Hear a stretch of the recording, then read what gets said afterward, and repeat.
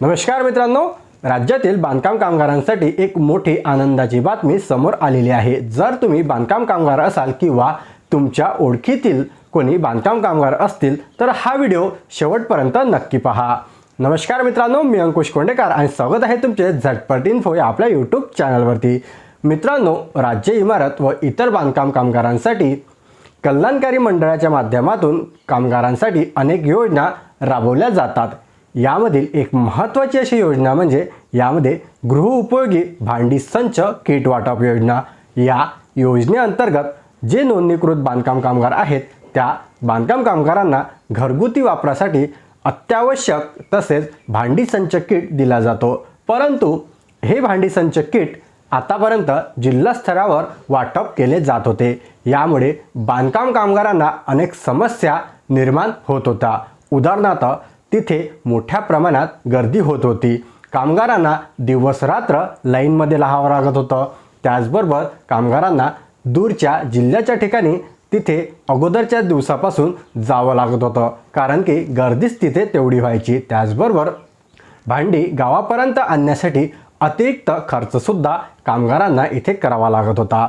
परंतु आता या सर्व समस्यावर मोठा उपाय करण्यात आलेला आहे।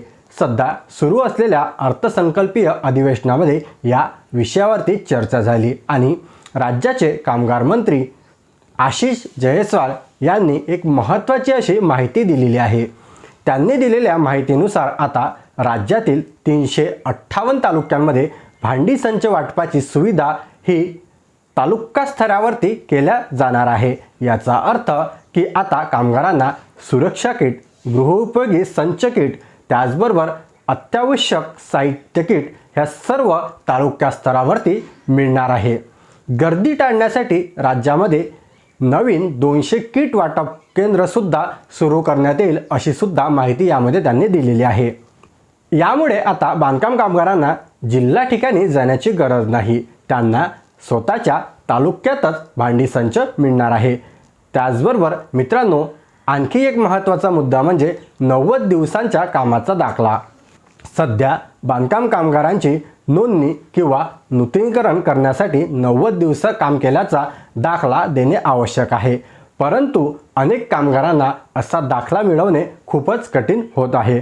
म्हणून राज्य सरकारने केंद्र सरकारकडे विनंती केली आहे की कामगारांना ज्या दिवशी कामाला सुरुवात करेल त्या दिवसापासूनच त्या व्यक्तीची नोंद ग्राह्य धरण्यात यावी। जर केंद्र सरकारने हा नियम शिथिल केला तर राज्यातील लाखो कामगारांना मोठा दिलासा या नियमामध्ये मिळू शकतो। म्हणून मित्रांनो, ही माहिती अतिशय महत्त्वाची आणि दिलासादायक आहे। ही माहिती जास्तीत जास्त कामगारांपर्यंत नक्की शेअर करा।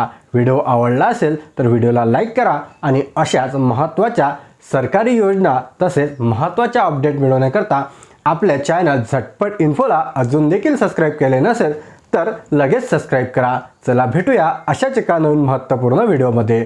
तोपर्यंत धन्यवाद।